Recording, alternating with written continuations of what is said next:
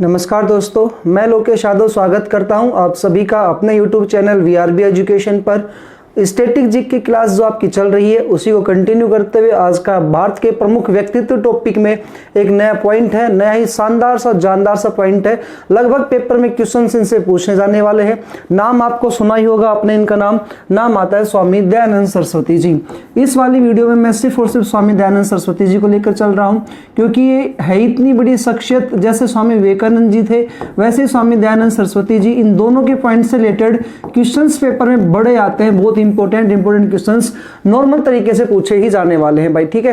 तो special topic है, तो स्पेशल क्लास के इसके लिए एक ही क्लास अपन बनाएंगे और शानदार तरीके से इस क्लास को अच्छे से करने की कोशिश करेंगे। आपने सुना भी होगा, हम लोग जो है आर्यों की भूमि कही जाती थी किसी समय। वैदिक सभ्यता के अकॉर्डिंग हमारे वेद आए, ऋग्वेद, यजुर्वेद, सामवेद, अथर्ववेद, रामायण, महाभारत, पुराण, उपनिषद, बहुत सारे ग्रंथ लिखे गए जो आर्यों के द्वारा लिखे गए थे, आर्य समाज के द्वारा लिखे गए थे। तो वह व्यक्ति जिन्होंने एक नारा दिया था वेदों की ओर लौटो, वह व्यक्ति जिसने कहा था हे आर्यवर्त, हे आर्यों के पुत्रों, भारत भूमि को आर्यवर्त भूमि कहा जाता। आप जानते भी होंगे, प्राचीन नाम आता है भारत का, आर्यवर्त कहा जाता था। हे आर्यवर्त उठो, जागो, प्रवेश करो, नए युग में प्रवेश करने का समय आ गया है। हे आर्यवर्त उठो, जागो, नए युग में प्रवेश करने का समय आ गया है। ऐसे व्यक्ति का आज धुआंधार क्लास बनने वाली है स्वामी दयानंद सरस्वती जी की। इनसे रिलेटेड पेपर में क्या क्या क्वेश्चन पूछते हैं आपको बता देता हूं। एक तो क्वेश्चन पूछेगा इनके जीवन परिचय का, जन्म मृत्यु का, इनके पिता का नाम, माता का नाम। इसके अलावा क्वेश्चन जो पूछे जाते हैं इनका द्वारा गृह त्याग कर दिया गया था, ये कब तपस्या करने के निकलते हैं, इनके गुरु का नाम विरजानंद जी, बहुत इंपॉर्टेंट है। इसके अलावा जो चाहिए किसने कहा था कि स्वराज शब्द का प्रयोग किसने किया, स्वदेशी शब्द का प्रयोग किसने किया, स्वधर्म का प्रयोग किसके द्वारा, पाश्चात्य शिक्षा के विरोध किसके द्वारा किया गया। सबसे पहले हिंदी जो आज की हमारी राष्ट्रीय भाषा है, इसको हिंदी को राष्ट्रीय भाषा का दर्जा देने का काम किसके द्वारा किया गया था। ये क्वेश्चन हो गए। वेदों की ओर लौटो नारा किसने दिया था। ऐसे क्वेश्चन जिसमें रिलेटेड पेपर में क्वेश्चन पूछे जाएंगे। इनके द्वारा एक सबसे इंपॉर्टेंट समाज की स्थापना की जाएगी, उस समाज का नाम आता है आर्य समाज। ब्रह्म समाज आपने पढ़ चुके हो, राजा राम मोहन राय जी का था। ऐसे बच्चा इनका जो समाज आता है कौन सा आता है, आर्य समाज आता है। इसी प्रकार से आर्य समाज से रिलेटेड कितने क्वेश्चंस आपके पेपर में आने वाले हैं, इनके शिक्षाओं को लेकर के, इनके द्वारा चलाया गया शुद्धि आंदोलन उसको लेकर के। तो ये सारे क्वेश्चंस आज के आपके इस वाले वीडियो में कंप्लीट होंगे। उम्मीद है आप क्लास अच्छी लगेगी। यदि अच्छी लगेगी तो दोस्तों लाइक जरूर करते हुए चलिएगा। स्वामी दयानंद सरस्वती जी आज हमारा टॉपिक रहने वाला है और स्वामी दयानंद सरस्वती जी के पहले जीवन परिचय से अपने स्टार्ट करते हैं। तो इनको जन्म कब होगा स्वामी दयानंद सरस्वती जी का, ये पेपर में अपने से क्वेश्चंस पूछ रहा है। तो 12 फरवरी 1884 को इनका जन्म हुआ था, 12 फरवरी 1884 को स्वामी दयानंद सरस्वती जी का जन्म हुआ 12 फरवरी 1884 को। इनकी मृत्यु जो होगी वो उनकी मृत्यु जो होगी 84 लिख दिया, सॉरी 1884 1824। इनकी जन्म जो हुआ था 1824 में हुआ था और जो इनकी मृत्यु जो होगी वो होगी 1883 में जाकर के। तो ज्यादा समय तक जीवित नहीं रह पाए थे, लेकिन जितना समय जिया उतना उन्होंने अपने देश के लिए एक बड़ा ही सुंदर सा अच्छा सा कार्य किया है। हमारे लिए कहा कि पाश्चात्य शिक्षा हमें आधुनिकीकरण की ओर नहीं बढ़ाना, हमें तो हमारे वैदिक सभ्यता की ओर लौटना है। हमारे यहाँ पर 4 प्रकार का समय हुआ करता था, 4 प्रकार के कर्म के आधार पर कार्य बढ़ते थे। अरे मुख से ब्राह्मण निकले थे, क्षत्रियों से भुजाओं से क्षत्रिय निकले थे, जांघों से वैश्य निकले थे, पैरों से शूद्र निकले थे। ये 4 प्रकार के कर्म है और कर्म के आधार पर भारत की व्यवस्था है, यही होनी चाहिए। इसको जाति आधारित नहीं बनाना है। ऐसे स्वामी दयानंद सरस्वती जी से रिलेटेड क्वेश्चन पूछ रहा है। तो देखिएगा 12 फरवरी 1824 को इनका जन्म हुआ था। जन्म स्थान कहां पर आता है इनका, जन्म स्थान है बच्चा टंकरा स्थान है गुजरात में। तो टंकरा गुजरात में इनका जन्म हुआ था। तीसरा पॉइंट, इनका परिवार कौन सा था, तो ये भी ब्राह्मण परिवार से थे। परिवार इनका आता है भाई ब्राह्मण परिवार। इनके पिता का नाम देखो, इनके पिताजी जो है वो उस समय गुजरात में जो है वो टैक्स कमिश्नर रहा, टैक्स कलेक्टर रहा करते थे उस समय। तो टैक्स कलेक्टर के रूप में कार्य किया था। कृष्ण लाल जी कापड़िया इनके पिताजी थे। कृष्ण लाल कापड़िया इनके भाई पिताजी थे, जो टैक्स कलेक्टर रहा करते थे उस समय गुजरात के। माता का नाम कई बार पेपर में पूछ लेता है, माता कौन थी, तो यशोदा बाई इनकी माता थी। तारिणी देवी जो है राजा राम मोहन राय जी की माताएं थी, और भुवनेश्वरी देवी जो है वो स्वामी विवेकानंद जी की माता थी, जबकि यशोदाबाई किसकी माता आती है, स्वामी दयानंद सरस्वती जी की आती है। अब दोस्तों इनका एक किस्सा सुनना इंपॉर्टेंट है, क्योंकि ये वो व्यक्ति हैं जो सबसे पहले मूर्ति पूजा का विरोध करेंगे। ये कहेंगे कि मूर्ति पूजा का विरोध करो, कोई भगवान नहीं होता है, अगर भगवान है तो सभी में व्याप्त है, अगर सत्य है तो सभी के अंदर व्याप्त है, मूर्ति पूजा करने से भगवान नहीं मिलेगा, ऐसा इनका विचार था। वो विचार कैसे चेंज होता है वो आपको बता देता हूं। सुनना क्या हुआ, ये जब 14 साल की आयु में थे तो उसमें महाशिवरात्रि का व्रत था। महाशिवरात्रि का व्रत था तो क्या होता है कि महाशिवरात्रि के व्रत में इनके घर पर जागरण वगैरह करवाया जा रहा था। तो जागरण वगैरह हुआ, उसमें पूरी रात इन लोगों ने खूब सेवा पानी की वगैरह, सेवा वगैरह की, और सुबह जब ये क्या करते हैं, महाशिवरात्रि जैसे महाशिवरात्रि का कल का फास्ट, तो आज रात को जागरण किया जाता है घर पर। आज रात को जागरण हुआ, कल सुबह से सब लोगों को फास्ट करना था, तो ये फास्ट करते हैं। ये 14 साल की आयु में 14 साल की आयु में थे, अपनी माता यशोदाबाई से और अपने पिता कृष्णलाल जी से कहते हैं कि मैं भी फास्ट रखूंगा। इसके पिताजी ने कहा चलो ठीक है जी, फास्ट रख लेना, हमें क्या करना है, इस दिन कुछ खाते पीते नहीं है ना भाई। वो कुछ ऐसा होता है कि आप लोग गाजर पाक वगैरह, कुछ हलवा वगैरह बनता है, एक टाइम ही खा सकते हैं, तो वो एक फल फ्रूट वगैरह वो उसी में आता है, और अन्यथा कुछ नहीं खाते उस व्रत में अपन। तो क्या हुआ, कृष्णलाल जी और यशोदाबाई के कहने पर ये व्रत रख लेते हैं। व्रत रखना स्टार्ट होता है तो सुबह से लेकर, सुबह मान लो ये मंदिर जाते हैं, आजकल तो मंदिर शिव जी के बहुत सारे होते हैं, उसमें मंदिर था एक लगभग होता था, तो इनके टंकरा में सब एक ही मंदिर था वो। और उस शिव जी के मंदिर में जब ये जाते हैं तो वहां पर क्या सीन था कि देखते हैं कि पूरी की पूरी लाइन लगी हुई है। मान लो कि 9 बजे वहां पर खड़े हुए लाइन में, और 3 से 4 घंटे बाद इनका नंबर आया मंदिर में जाने का, क्योंकि जो शिव महाशिवरात्रि व्रत लोग बहुत ज्यादा करते हैं, और सबके हाथों में क्या था, पानी का भरा हुआ लोटा था, कोई दूध लेकर के आया था, कोई पानी का भरा लोटा आया था, कोई मिठाई लेकर के आया था, कोई दतूरा चढ़ा रहा है, कोई इनके ऊपर क्या नाम है आकड़े के पत्ते चढ़ा रहे हैं। तो इस प्रकार से उनको शिवलिंग को सजाना था। अब इन्होंने अपने पिताजी से पूछा, बोले यार, बोले अपने पिताजी से पूछा, बोले पिताजी एक बात तो बताओ। बोले बताओ। तो इसे पिताजी से पूछा कि अभी जो अपन नंबर तो इतना लेट आने वाला है, जो अंदर जो भगवान बैठा, इन्होंने पता नहीं भगवान को, इनको नहीं पता, इन्होंने अपने पिता से क्वेश्चंस पूछे। अपने पिता से पूछा, बोल पिताजी अंदर जो भगवान बैठा हुआ है ना, वो हमारे आ जाने से पहले पहले यदि उसका पेट भर गया। बोले कैसे पेट भर गया? बोले सब कोई लोटा लेकर के आ रहा, कोई पानी की डोली लेकर के आ रहा, बाल्टी लेकर के आ रहा है, उनके ऊपर चढ़ाएगा, उनको पानी पिएगा तो पानी पीने से उनका पेट भर जाएगा। बोले नहीं, भगवान तो बहुत बड़ा महान है। और बोले इनको दतूरा क्यों चढ़ा रहे हैं? बोले ऐसा शिवलिंग है तो शिवलिंग शिव जी के ऊपर चढ़ाया जाता है, इससे खुश हो जाते हैं, ऐसा इनके पिता ने को बताया। अभी अंदर जाकर देखते हैं, मान लो 3-4 घंटे बाद नंबर आया। नंबर आने के बाद जाकर देखते हैं कि एक मूर्ति बनी हुई है, उस मूर्ति के ऊपर सब लोग पानी चढ़ा रहे हैं, दूध चढ़ा रहे हैं, उसी को भगवान मान करके उसकी पूजा कर रहे होते हैं। आज भी ऐसा ही होता है, उस समय की बात बता रहा हूं मैं आपको बेटा।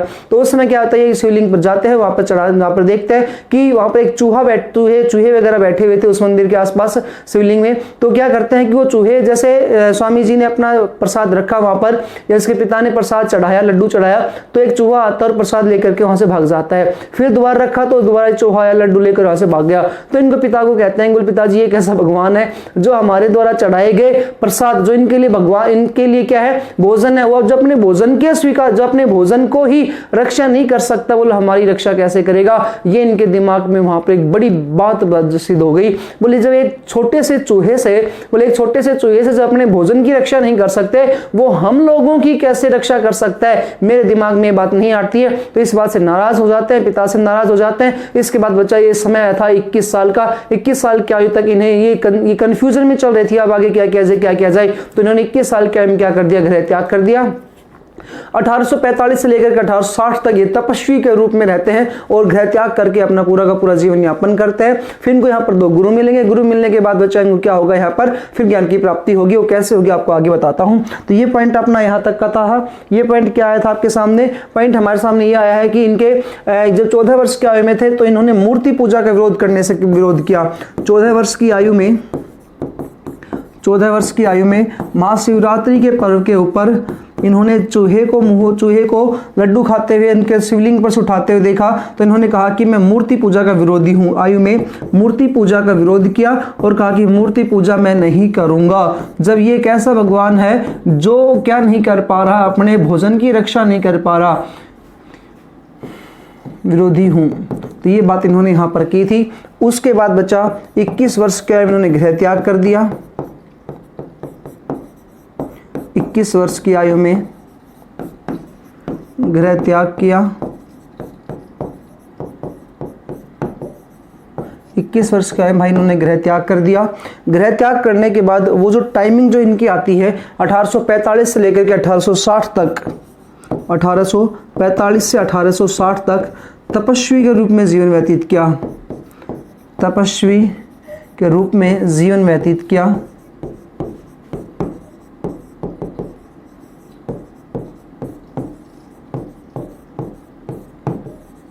1845 से 1860 तक तपस्वी के रूप में इन्होंने अपना जीवन व्यतीत किया। उसके बाद नेक्स्ट पॉइंट है, इन्होंने क्या किया, इन्होंने एक गुरु मिला, उन गुरु का नाम था डॉक्टर संपूर्णानंद। देखो पहला पॉइंट डाल रहा हूं इसमें, इनके पास 2 गुरु आएंगे और पहला पॉइंट आता है प्रथम गुरु। प्रथम गुरु जो इनको मिले वो थे डॉक्टर संपूर्णानंद। ये जो डॉक्टर संपूर्णानंद है, अच्छा इनका वास्तविक नाम नहीं लिखा है ना अपन ने, चलो यहां लिख देते हैं। स्वामी दयानंद सरस्वती जी का वास्तविक नाम क्या था? तो वास्तविक नाम है इनका मूल शंकर तिवारी। बाकी पेपर में हमेशा मूल शंकर ही मिला है, तो मूल शंकर आप याद रख लो। इनका वास्तविक नाम होता था मूल शंकर या मूल शंकर तिवारी।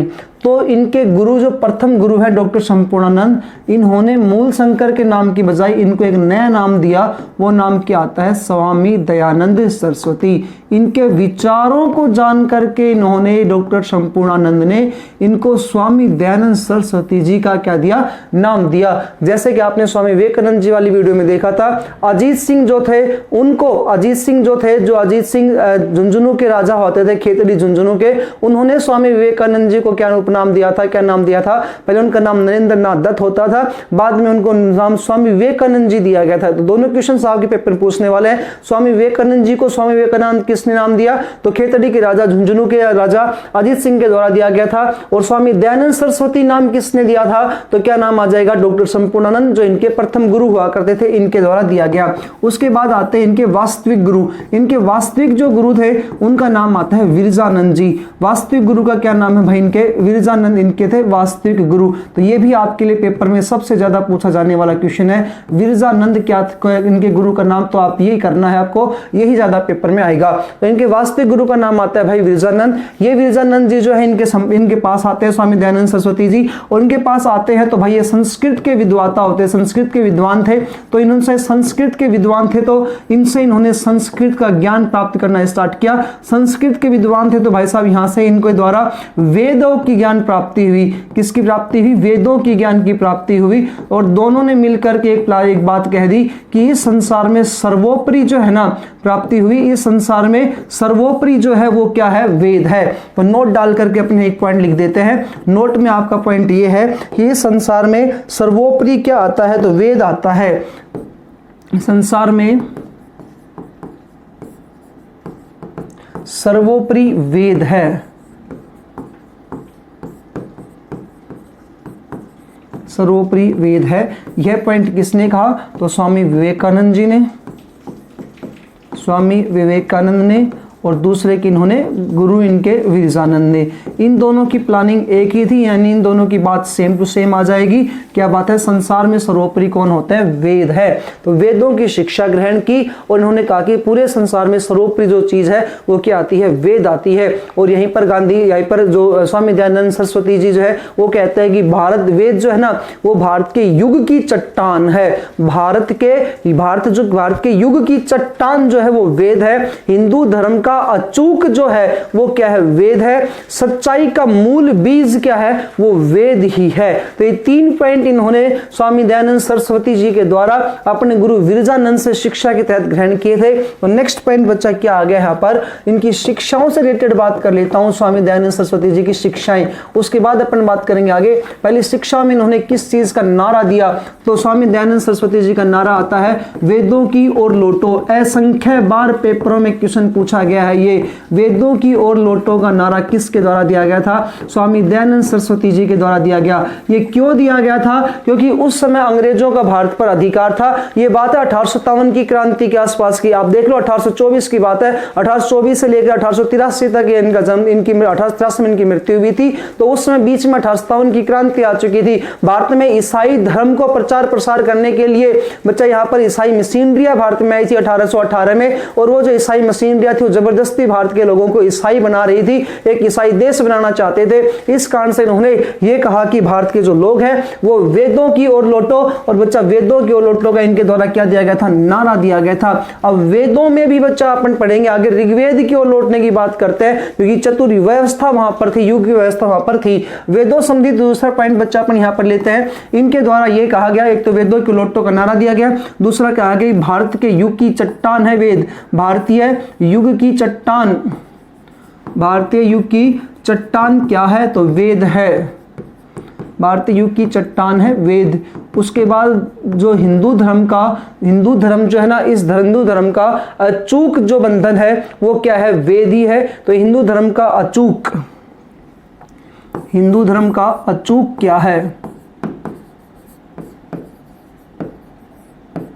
हिंदू धर्म का अचूक वेद है। सच्चाई का मूल बीज क्या है, सच्चाई का मूल बीज क्या है, तो वो भी वेद को ही बताया, सच्चाई का मूल बीज वेद है। ये भी भाई किसको बताया, वेदों को ही बताया है इनके द्वारा। और आपको बताया, लास्ट नोट डाल के अपन लिख लिया था, वेदों को इन्होंने क्या बताया, सर्वोपरि बताया है। वेदों को सर्वोपरि, संसार में सर्वोपरि है तो वेद ही है। संसार में सर्वोपरि क्या है,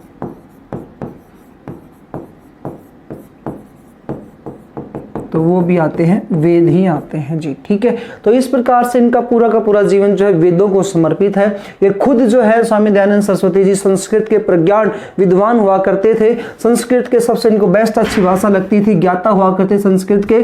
दूसरा बच्चा, अब वेदों से रिलेटेड क्या पॉइंट आता है वो सुनना एक बार आप। वैदिक सभ्यता, जिन लोगों ने वेद नहीं पढ़े हैं, नहीं जानते हैं, जो पहली बार क्लासेस ले रहे हैं, उनको शायद वेदों के बारे में जानकारी नहीं होगी, तो बता देता हूँ बच्चा। वैदिक सभ्यता जो आती है इसका समय आता है भारत में 1500 से लेकर के 600 BC तक। BC होता है बिफोर क्राइस्ट, ईसा मसीह के जन्म से पहले जो घटनाएं होती है वो घटते क्रम में लिखते। तो 1500 से लेकर 600 BC तक बच्चे यहाँ पर अपने भारत में वैदिक सभ्यता का स्थान था, जो सप्त सैंधव क्षेत्र में विकसित हुई थी। एक तो आती है बच्चा पंजाब, और दूसरा आता है इसमें अफगानिस्तान का वर्तमान का क्षेत्र, इसमें विकसित हुई थी। आर्य समाजों के द्वारा बच्चा, आर्य समाज के लोग थे, मध्य एशिया से एक जाति आई थी आर्य, तो उनके द्वारा बच्चा वैदिक सभ्यता की स्थापना की गई थी। ये जो वैदिक सभ्यता है ये आगे दो भागों में बढ़ती है, दो भागों में विभाजित होती है। वैदिक सभ्यता के दो प्रकार आते हैं। एक तो आती है इसमें ऋग्वैदिक सभ्यता, इसमें केवल ऋग्वेद की रचना हुई थी, या बच्चा इसे ही फिर कहा जाता है पूर्व वैदिक सभ्यता।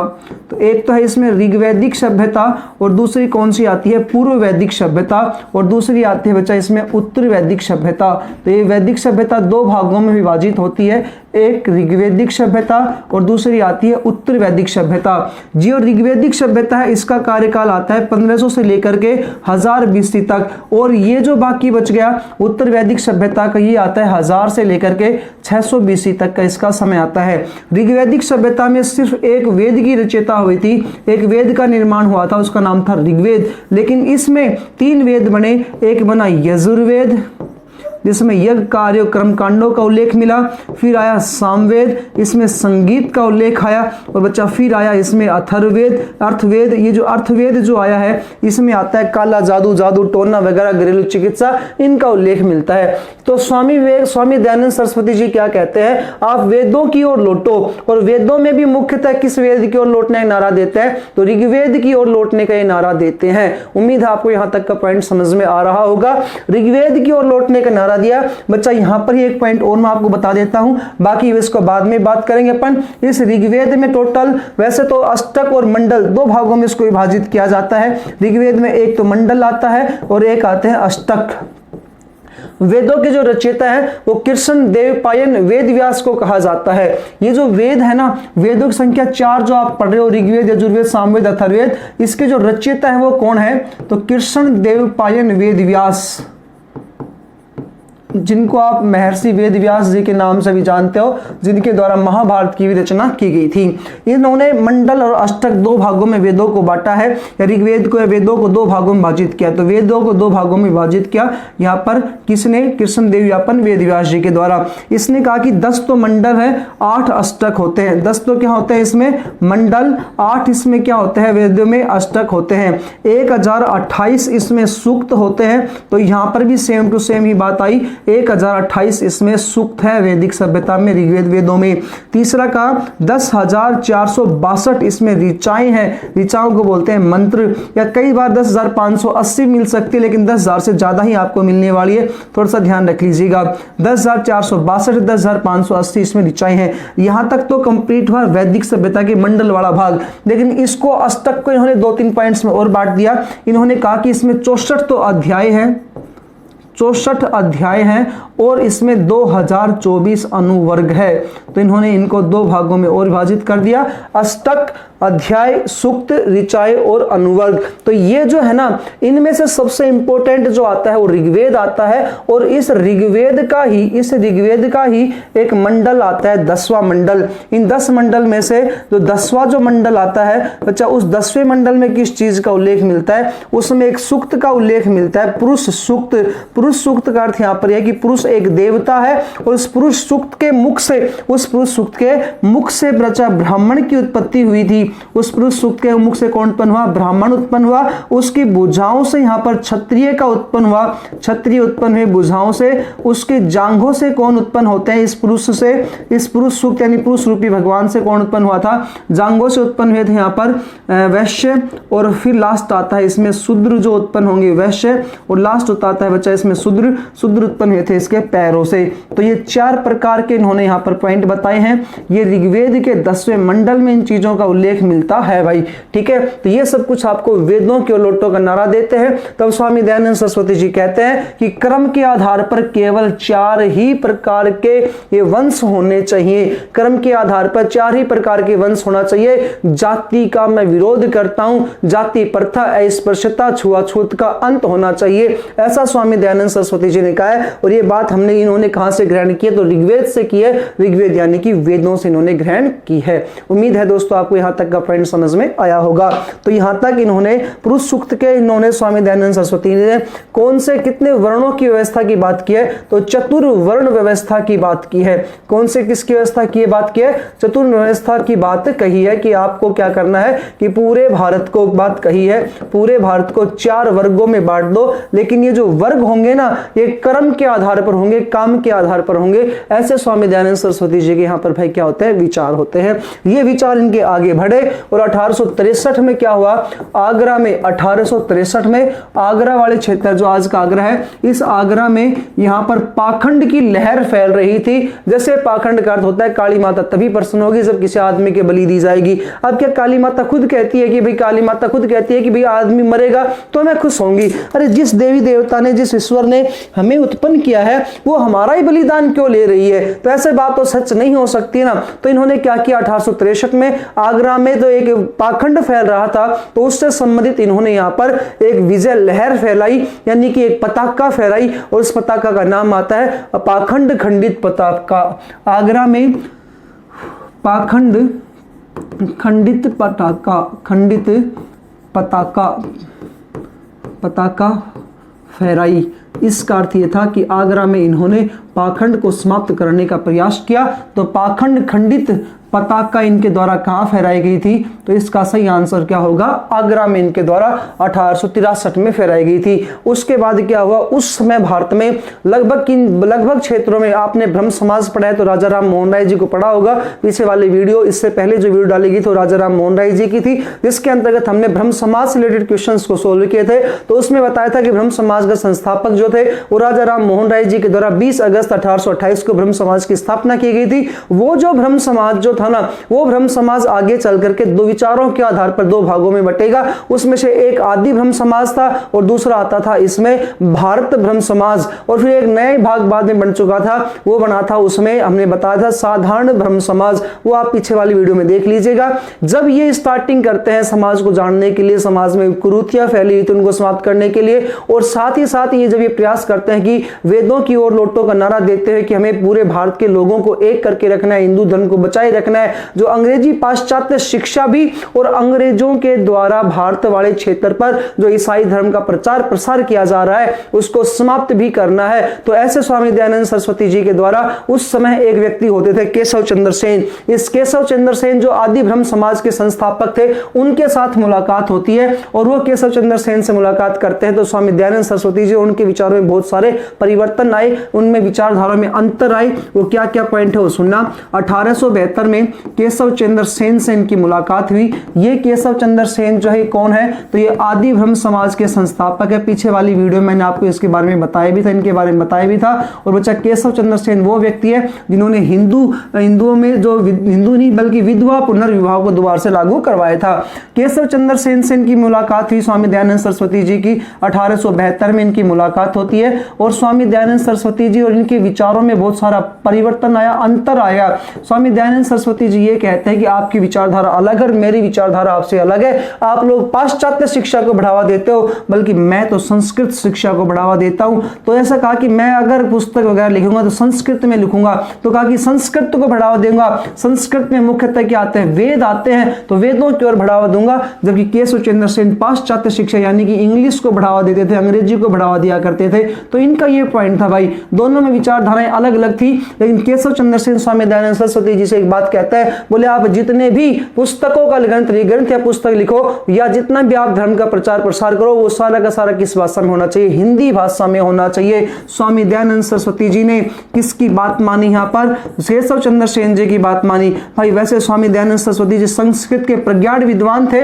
लेकिन केशव चंद्र सेन के द्वारा कहा गया यदि भारतीय जनता को अगर समझाना है, उनको ईसाई धर्म से, ईसाई देश से भारत को ईसाई देश बनने से बचाना है, जो लोग बदल चुके हैं, ईसाई धर्म में परिवर्तन हो चुके हैं, उनको वापिस अगर आपको हिंदू बनाना है तो आपको क्या करना पड़ेगा, आपको हिंदी में लेक्चर देने पड़ेंगे, हिंदी में अपने ग्रंथों का निर्माण करना पड़ेगा। तभी, क्योंकि भारत की सर्वाधिक जनसंख्या जो हिंदी पढ़ती है, हिंदी हमारी राष्ट्रीय भाषा का दर्जा दिलवाएंगे फिर स्वामी दयानंद सरस्वती जी। तो बस अब हिंदी भाषा को केशव चंद्र सेन के कहने पर इन्होंने अपने बाकी आगे ग्रंथ वगैरह जो सत्यार्थ प्रकाश नामक जो महत्वपूर्ण ग्रंथ आएगा वो किसके वो कौन सी किस भाषा में लिखा गया, तो हिंदी भाषा में ये लिखा गया है। 1872 में केशव चंद्र सेन से मुलाकात हुई। यहाँ पर विचारों में कुछ मतभेद थे, इसलिए ब्रह्म समाज में शामिल नहीं हुए और स्वामी दयानंद सरस्वती के द्वारा 1875 में बचा एक नए समाज की नींव रख दी गई। उस समाज का क्या नाम आएगा, आर्य समाज।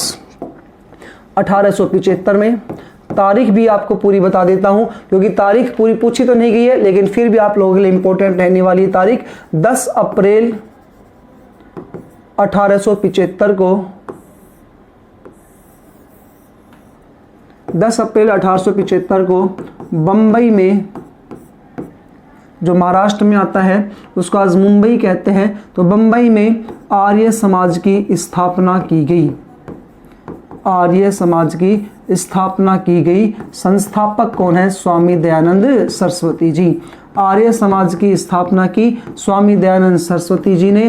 डॉक्टर स्वामी दयानंद सरस्वती जी ने, गुरु के नाम था इनका संपूर्णानंद जी, उनके द्वारा इनको किसकी उपाधि दी गई थी या कौन क्या नाम दिया गया था, स्वामी दयानंद सरस्वती जी। मूल नाम इनका मूल शंकर हुआ करता था। 1875 में बंबई इनका हेडक्वार्टर हुआ, यानी कि स्थापना इनकी मुख्यालय बंबई में की गई। लेकिन 1877 में ये जो आर्य समाज का जो मुख्यालय था वो कहां पर कर दिया गया, लाहौर में कर दिया गया। ये भी आप पॉइंट याद रखिएगा, लाहौर में मुख्यालय कब हो जाता है, 1877 में। उसके बाद आर्य समाज का जो आगे जो बढ़ावा आएगा वो कहां पर आएगा, लाहौर वाले क्षेत्र में आएगा भाई, ठीक है। 1875 में इन्होंने किसकी स्थापना कर दी है, तो 1875 में इनके द्वारा आर्य समाज की स्थापना की गई। लेकिन 1877 में इस आर्य समाज का हेडक्वार्टर कहां पर हो जाता है, लाहौर में हो जाता है। उसके बाद दोस्तों इन्होंने एक पुस्तक लिखी थी, अजमेर में वो पुस्तक लिखी थी बैठ करके, और पुस्तक का नाम आता है सत्यार्थ प्रकाश, जो हिंदी भाषा में लिखी गई थी। 1877 में अजमेर जो राजस्थान में आता है भाई अजमेर,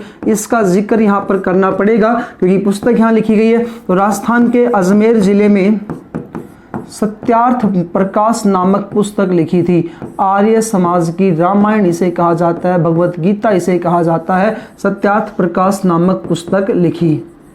तो सत्यार्थ नामक पुस्तक के रचयिता कौन आते हैं? स्वामी दयानंद सरस्वती जी आते हैं। कहाँ पर लिखी गई थी? अजमेर में लिखी गई थी। कब लिखी थी? 1877 में लिखी थी। इसमें इन्होंने क्या कहा, जो भारतीय जो हिंदू धर्म है, जो लोग अच्छे हम लोग में भी बुरी कुरीतियां हैं, सती प्रथा, बाल विवाह, ये जो विधवाओं की दोबारा शादी ना करना, ये बहुत सारी कुरीतियां हैं हमारी। ये हिंदू धर्म का भी बहुत सारे कई चीजों पर जो है इनका विरोध क्या करते थे, इस्लाम का भी, सिख का भी, ईसाई का भी, बौद्ध का भी, जैन का भी, इन लगभग जितने भी धर्म थे उनका विरोध करते थे और वास्तविक जो बात होती थी वो सबके सामने रखा करते थे और हिंदू धर्म का प्रचार प्रसार करते हुए लेकिन कुरीतियों का विरोध किया करते थे बच्चा। ठीक है, 1877 में द्वारा पुस्तक कौन से लिखी जाती है? सत्यार्थ प्रकाश। ये कौन सी भाषा में लिखी गई थी? इस भाषा का नाम आता है हिंदी भाषा में ये लिखी गई थी। अजमेर बच्चा यहाँ पर लिखते हैं, राजस्थान के अजमेर जिले में। ये पॉइंट आपका यहाँ तक का कंप्लीट हुआ।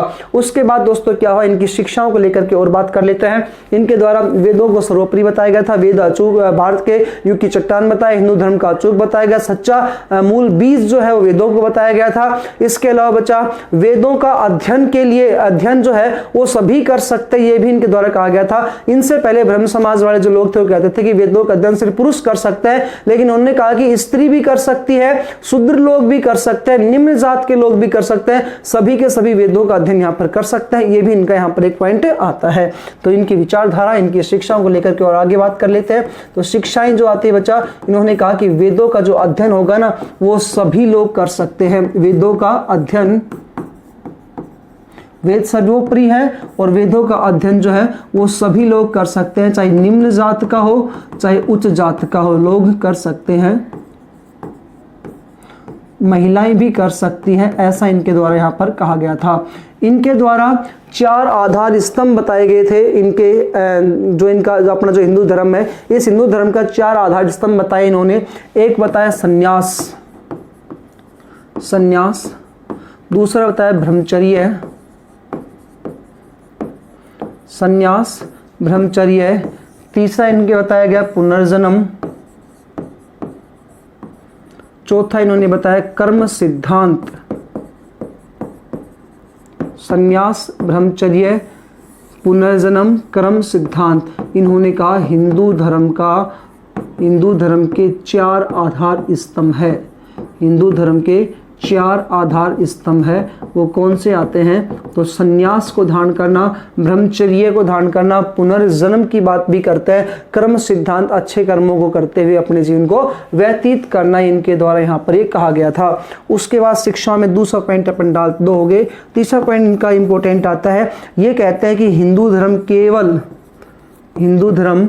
केवल रक्षात्मक नहीं होगा, केवल रक्षात्मक नहीं होगा बल्कि प्रहारात्मक भी होगा, यानी प्रहार भी करेगा, प्रहारात्मक भी होगा। केवल रक्षात्मक नहीं होगा, प्रहारात्मक भी होगा। हम लोगों को अगर कोई नुकसान पहुंचाएगा, हमारे धर्म को नुकसान पहुंचाएगा, तो हम इस चीज का उनके ऊपर प्रहार करेंगे। इन्होंने अंग्रेजों के ईसाई धर्म के ऊपर प्रहार किया, मुसलमानों के बाइबल के ऊपर प्रहार किया, सिखों के धर्म के ऊपर किया, जैन बौद्ध धर्म, सबके धर्मों के ऊपर इन्होंने प्रहार किया है। तो ये कह रहा है कि हिंदू धर्म केवल रक्षात्मक नहीं होगा बल्कि प्रहारात्मक होगा। और साथ ही साथ इसके तहत दोस्तों इनके द्वारा एक आंदोलन चलाया गया, तो उस आंदोलन का क्या नाम आता है? शुद्धि आंदोलन। सबसे इंपॉर्टेंट पॉइंट आता है, स्वामी दयानंद सरस्वती के द्वारा चलाया गया आंदोलन कौन सा था? तो इसका सही आंसर क्या होगा? शुद्धि आंदोलन चलाया।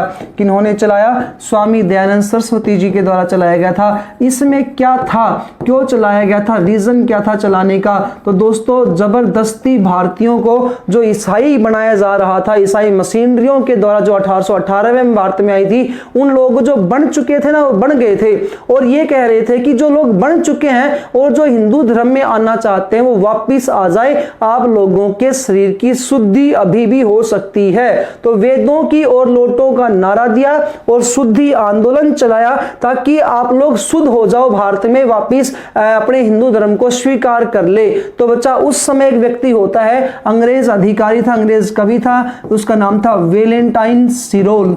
वेलेंटाइन चिरोल, ये जो वेलेंटाइन चिरोल नामक जो व्यक्ति होता है ये इन्हें कहता है भारतीय अशांति का जनक। भारतीय अशांति का जनक किसके द्वारा कहा गया था? तो वेलेंटाइन चिरोल के द्वारा इनको ये कहा गया था। अब देखो मैंने आपको पीछे पढ़ाया था बाल गंगाधर तिलक जी, तो जिसमें अपने प्रमुख व्यक्तित्व टॉपिक बारे में लाल बाल पाल कंप्लीट किया था, वहीं पर था वो टॉपिक भी, तो आप नहीं देखा तो पीछे वाली वीडियो में देख लीजिएगा। भारतीय अशांति का जनक बाल गंगाधर तिलक को भी कहा जाता है और भारतीय अशांति का जनक जो है वो किन्हें कहा जाता है? तो इसका सही आंसर होगा आपका, वो कहा जाता है इनको स्वामी दयानंद सरस्वती जी को। और किसके द्वारा इनको कहा गया था? तो इसका सही आंसर आ जाएगा वेलेंटाइन चिरोल के द्वारा इन्हें क्या कहा गया था? भारतीय अशांति का जनक। इनकी पुस्तक थी इंडियन अरेस्ट।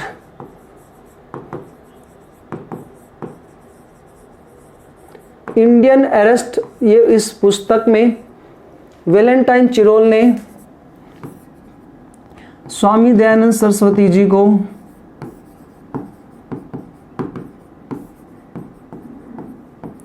भारतीय अशांति का जनक कहा है।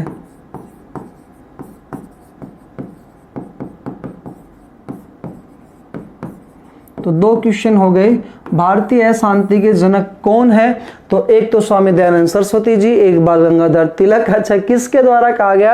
वेलेंटाइन चिरोल के द्वारा कहा गया। द इंडियन अरेस्ट नामक पुस्तक में भारत के लोगों के द्वारा नई नई पुस्तकें लिखी गई, उसमें इस बात का खंडन किया गया। सबसे पहले खंडन किया था लाला लाजपत राय के द्वारा, बोले जी आप गलत कह रहे हो, ऐसा कुछ भी नहीं है। इन्होंने तो भारत के में जो कुरीतियां फैली हुई थी उसको सिर्फ मिटाने का कार्य किया है। मतलब स्वामी दयानंद सरस्वती जी के द्वारा ये 3 पॉइंट हुए। चौथा पॉइंट आता है शिक्षा में। इन्होंने कहा भारत भारतीयों के लिए है, India only for Indians, Bharat भारतीयों के लिए है। ये लाइन स्टेटमेंट में दी जाती है और पूछा जाता है किसके द्वारा कहा गया था? भारत भारतीयों के लिए है। ऐसा कहने वाले कौन थे? स्वामी दयानंद सरस्वती जी थे भाई चा। स्वामी दयानंद सरस्वती जी ने ऐसा कहा था। उसके बाद इन्होंने वेदों को लोटा का नारा दिया था और सबसे पहले स्वराज्य शब्द का प्रयोग किया था। तो इंपॉर्टेंट क्वेश्चन आ गया आपके सामने, स्वराज्य शब्द का प्रयोग किसने किया?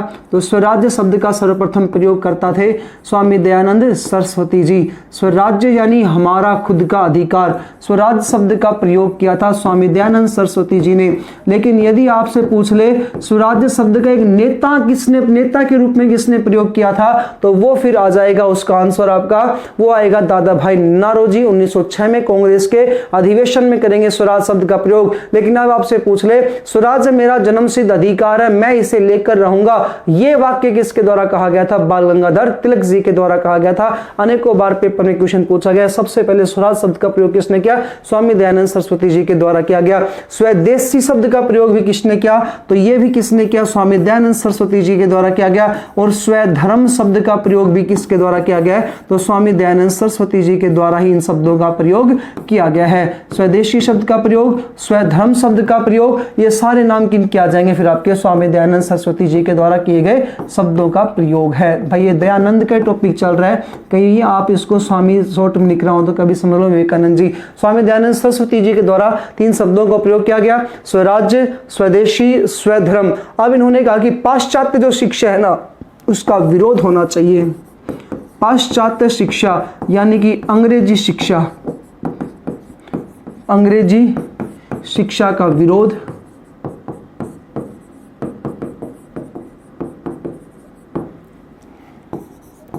हिंदी को राष्ट्रीय भाषा का दर्जा, हिंदी को सर्वप्रथम राष्ट्रीय भाषा किसने कहा था? तो वो भी किसके द्वारा कहा गया था? स्वामी दयानंद सरस्वती जी के द्वारा कहा गया था। नेक्स्ट पॉइंट लेते हैं अपन के विरोधों से संबंधित। इन्होंने किस चीज का विरोध किया था?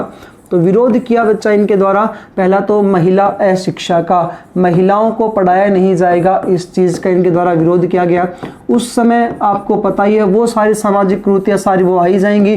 कौन सा विवाह होता था? बाल विवाह होता था, छोटी उम्र में शादी कर देना। उसके बाद आ गया कि स्त्री शिक्षा हो गया, महिला शिक्षा हो गया, और एक आई विधवाओं की दोबारा से शादी। तो विधवा विवाह का भी बच्चा ये क्या कर रहे थे? विधवाओं की दोबारा से शादी न होना, ये बच्चा नियम था। तो विधवाओं की दोबारा विधवा विवाह ना होना, इसका भी क्या कर रहे थे? ये विरोध कर रहे थे, ना होने का विरोध कर रहे थे। उसके बाद अगला पॉइंट अपन यहाँ पर देख रहे हैं, सती प्रथा का विरोध किया। सती प्रथा का क्या किया? विरोध किया।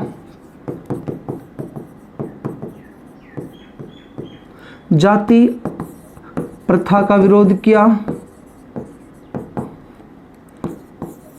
पर्दा प्रथा का विरोध, पर्दा प्रथा का विरोध। पाश्चात्य शिक्षा का विरोध, पाश्चात्य शिक्षा का विरोध। वो पहले वाले जो है सारे के सारे वही रहने वाले हैं आपके। और सबसे इंपॉर्टेंट आता है मूर्ति पूजा। मूर्ति पूजा आप जानते ही हो, इनके द्वारा 14 साल में जब चूहे को देखा गया था तब इनके द्वारा प्रयोग इसका विरोध किया गया। कर्म कांडों का विरोध, ब्राह्मण जो लोग कर्म कांड करते हैं उसका विरोध किया गया था। और 10वां आडंबरों का विरोध। आडंबर बोलते हैं जो बिना बात के अंदर ये सोचते हैं कि हम ही हैं जो कुछ है, और हमारे अलावा हमने जो बात कह दी वो पत्थर की लकीर साबित होगी। इस चीज़ का ये क्या करते हैं? यहाँ पर विरोध करते हैं। दोस्तों ये थे आपके स्वामी दयानंद सरस्वती जी के विचार, इनकी शिक्षाएं, इनके जो इन्होंने जो चतुर्वर्ण जो व्यवस्था थी मैंने आपको बता दिया है। उन्होंने कहा कि क्रम के आधार पर चतुर्वर्ण व्यवस्था होनी चाहिए। अब दोस्तों बात करते हैं आगे, अगला पॉइंट आता है इनकी पुस्तकों को लेकर के। स्वामी दयानंद सरस्वती जी के द्वारा लिखी गई पुस्तक सबसे इंपॉर्टेंट, बाकी आपको एक ही याद करनी है, वो पुस्तक का नाम आता है सत्यार्थ प्रकाश। सत्यार्थ सत्यार्थ प्रकाश जो पुस्तक है ये 1877 में लिखी गई थी, अजमेर में बैठ करके हिंदी भाषा में लिखी गई थी। इसके अलावा इनकी और पुस्तकों को देख लेते हैं। इन्होंने कहा अद्वैतवाद का खंडन, इन्होंने अद्वैतवाद का खंडन ये पुस्तक लिखी थी। अद्वैतवाद का खंडन ये इनकी एक पुस्तक आती है। तीसरी इनकी पुस्तक आती है यहाँ पर वेद भाष्य भूमिका, वेद भाष्य भूमिका। और एक इनकी पुस्तक याद रखना पंच महायज्ञ विधि, पंच महायज्ञ विधि, ये भी इन्हीं की एक पुस्तक आती है। आर्यवर्त उठो जागो प्रवेश करो, नए युग में जाने का समय आ गया है। सरदार वल्लभ भाई पटेल इनके बारे में कहते हैं कि भारत की स्वतंत्रता की नींव की, भारतीय भूमि की या भारत के आज़ादी की जो नींव थी ना वो किसने डाली थी? स्वामी दयानंद सरस्वती जी के द्वारा डाली गई थी। दोस्तों एक 1857 की क्रांति से रिलेटेड इनके एक बार एक कुछ पूछा तो नहीं गया, कभी भी नहीं आता है क्वेश्चन, लेकिन बता देता हूँ। देखो टाइमिंग 1857 क्रांति के समय का है। 1857 की क्रांति के समय में जगदीशपुर जो बिहार में पड़ता है, यहाँ का कुंवर सिंह नाम के जो राजा थे उनके नेतृत्व में यहाँ पर क्या हो रहा था? आंदोलन चलाया जा रहा था, अंग्रेजों को मारा जा रहा था। उस समय उनकी मुलाकात स्वामी दयानंद सरस्वती जी से हुई थी। वो कहते हैं स्वामी दयानंद सरस्वती जी से कि स्वामी जी क्या हम लोग इसमें जीत पाएंगे या नहीं जीत पाएंगे? तो स्वामी जी कहते हैं कि आगामी हमें गुलामी अंग्रेजों ने 100 वर्षों में बनाया है, 100 वर्षों से हम अंग्रेजों गुलाम बनाने में हमें 100 वर्षों का समय लगा था, ऐसे ही हमें आजादी भी लगभग 100 वर्षों के आसपास से मिलेगी। तो भाई साहब यही बात है, 1857 की बात थी। 1947 में हमारा देश आजाद हुआ था। कितने महान विचारक थे, कितने दार्शनिक इनकी बातें हुआ करती थी। ये जो आपका टॉपिक था बच्चा स्वामी दयानंद सरस्वती जी का, इन्हीं के नाम से DAV ये इस कॉलेज खुले हुए, दयानंद एंग्लो वैदिक कॉलेज। अब ये इंपॉर्टेंट पॉइंट है, ये भी सुन लीजिएगा। इनकी मृत्यु हुई, अच्छा मृत्यु बच गया ना अभी पॉइंट, हाँ इनकी बच्चा स्वामी दयानंद सरस्वती जी की मृत्यु इंपॉर्टेंट है भाई। इनकी मृत्यु जो हुई थी वो 30 अक्टूबर को हुई थी, 30 अक्टूबर 1883 को इनकी मृत्यु हुई थी। इंपॉर्टेंट पॉइंट है भाई, ये भी सुनना। 30 अक्टूबर 1883 को राजस्थान में एक राजा होते हैं जोधपुर जिले के, राजस्थान में जोधपुर जिले के राजा थे, जोधपुर रियासत के राजा थे। उनका नाम आता है, मारवाड़ी भी बोलते हैं इसको, जसवंत सिंह। ये राजा जसवंत सिंह के निमंत्रण पर यहाँ पर गए हुए थे, जसवंत सिंह के निमंत्रण पर यहाँ पर गए थे। कौन? स्वामी दयानंद सरस्वती जी। जब यहाँ पर जाते हैं तो ये राजा जसवंत सिंह एक यहाँ पर वैश्या थी, उसके प्रभाव में कुछ ज्यादा ही रहते थे, यानी कि उसके साथ उठना बैठना वो वैश्या इनके ज्यादा कंट्रोल करती थी। तो ये क्या कहते हैं स्वामी जी जसवंत सिंह जी को, बोले आप राजा हो, राजा को ऐसा काम शोभा नहीं देता कि वैश्या के पीछे पीछे घूमो, इसी की बातों को मानो।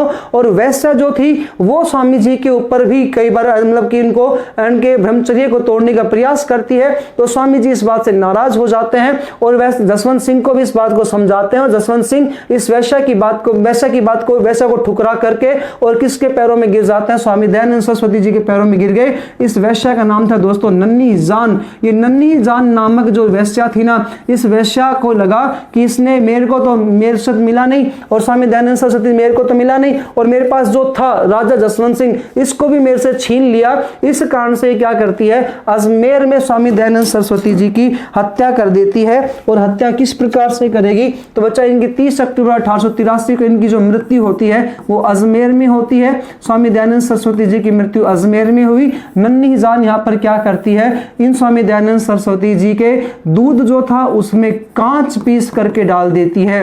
और बच्चा इस प्रकार से वो कांच पीस कर डाल दिया था। 30 अक्टूबर 1883 की इनकी यहाँ पर क्या हो जाती है, अजमेर में मृत्यु हो जाती है। दोबारा से मृत्यु 30 अक्टूबर 1883 को अजमेर में हुई थी। दूध में कांच पीस कर डाल दिया था, पीस करके डाला। किसके द्वारा डाला गया था, वैश्या नन्ही जान के द्वारा डाला गया था, जो राजा जसवंत सिंह की एक वैश्या हुआ करती थी। बच्चा इनकी मृत्यु के बाद 1886 में एक कॉलेज बना, उसका नाम था DAV college, Dayanand Anglo Vivekananda college. ये जो कॉलेज बनता है, इस कॉलेज की स्थापना हुई थी लाहौर में। तो बच्चा सबसे पहले कहां पर बनेगा, लाहौर में बनेगा। दो लोगों के द्वारा बनाया जाएगा, एक तो लाला लाजपत राय के द्वारा और दूसरा नाम आएगा लाला हंसराज। तो इनके द्वारा बनाया गया यह कॉलेज था, लाहौर में था। और बच्चा इनमें इन्होंने क्या किया, पाश्चात्य शिक्षा भी पढ़वानी स्टार्ट करवा दी। तो पाश्चात्य शिक्षा भी इसमें दी जाती थी, किसमें, DAV कॉलेज में। लेकिन स्वामी दयानंद सरस्वती जी कहते थे कि कभी भी यहाँ पर पाश्चात्य शिक्षा नहीं दी जानी चाहिए। बच्चा इंपॉर्टेंट पॉइंट लेते हैं, इनको भारत का मार्टिन लूथर किंग भी कहा जाता है। किन्हें, स्वामी दयानंद सरस्वती जी को। स्वामी दयानंद सरस्वती जी को भारत का मार्टिन लूथर किंग कहा जाता है। भारत का मार्टिन लूथर किंग कहा जाता है। ये क्यों कहा जाता है, क्योंकि जर्मनी का एक व्यक्ति था, उसका नाम था मार्टिन लूथर किंग। ये जर्मनी का व्यक्ति मार्टिन लूथर किंग क्या करता है, ये जर्मनी में वो जैसे भारत में जैसे ईसाई देश बनाना चाहते थे, इसी प्रकार से वहां पर भी जो उनका धर्म था उस धर्म को परिवर्तित कर दिया गया था अंग्रेजों के द्वारा। तो वो शुद्धि आंदोलन चलाते हैं। उसी प्रकार से भारतीय जो लोगों को ईसाई बना दिया गया था उनको बचाने के लिए जैसे स्वामी दयानंद सरस्वती ने शुद्धि आंदोलन चलाया था, वैसा ही आंदोलन इनके द्वारा भारत में चलाया गया था। इस कारण से यहां पर इनको भारत का मार्टिन लूथर किंग कहा जाता है। ये कहां के थे, तो इसका आंसर आ जाएगा जर्मनी के थे। तो जर्मनी के मार्टिन लूथर किंग के समान ही भारत में भी यह आंदोलन चलाया गया था। जबरदस्ती जो भारतीयों को ईसाई बनाया जा रहा था उसका विरोध करते हुए। तो बच्चा वेलेंटाइन्स रोल कहते हैं कि यह भारतीय अशांति का क्या है, यह तो भारतीय अशांति का जनक है। एक बच्चा पट्टाभी सीतारमैया नामक व्यक्ति अपने क्रांतिकारी भी हुए हैं, बच्चा नेता भी हुए हैं। और ये महात्मा गांधी के क्या हुआ करते थे, चेले हुआ करते थे। पट्टाभी सीतारमैया महात्मा गांधी से मिलने से पहले इनके पास बड़ी सारी डिग्रियां होती थी, सारी डिग्रियों को आग लगा देते हैं और फिर किससे जाकर के मिल जाते हैं, गांधी से मिल जाते हैं। पट्टाभी सीतारमैया जो बच्चा ये व्यक्ति है, इन्होंने कहा कि दयानंद सरस्वती जी राष्ट्रपिता महा है। दयानंद सरस्वती जी राष्ट्र के पितामह है। राष्ट्रपिता तो कहा जाता है महात्मा गांधी को, और राष्ट्रपिता महा ये कौन है, दयानंद सरस्वती जी को राष्ट्रपिता महा कह करके संबोधित किया था पट्टाभी सीतारमैया के द्वारा। तो दोस्तों ये आपका छोटा सा टॉपिक था स्वामी दयानंद सरस्वती का। उम्मीद है आपकी क्लास अच्छी लगी होगी। अच्छी लगी तो लाइक जरूर करें, दोस्तों के साथ शेयर करें। मिलते हैं अन्य वीडियो में। जय हिंद, जय भारत।